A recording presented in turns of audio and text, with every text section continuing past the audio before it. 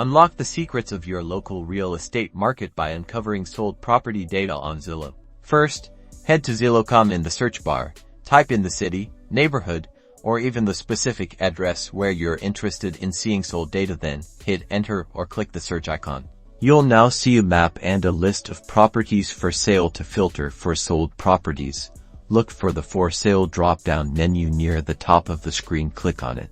A list of options will appear. Select Sold. This tells Zillow you only want to see properties that have already been sold. Now Zillow will display recently sold properties in your chosen area. You can adjust the sold in the last filter to refine your search even further. Options range from 3 months to 3 years. Click on a specific property to view details like the sale price, sale date, property characteristics, and photos. Use this invaluable information to conduct your comparative market analysis, understand pricing trends, and make informed real estate decisions.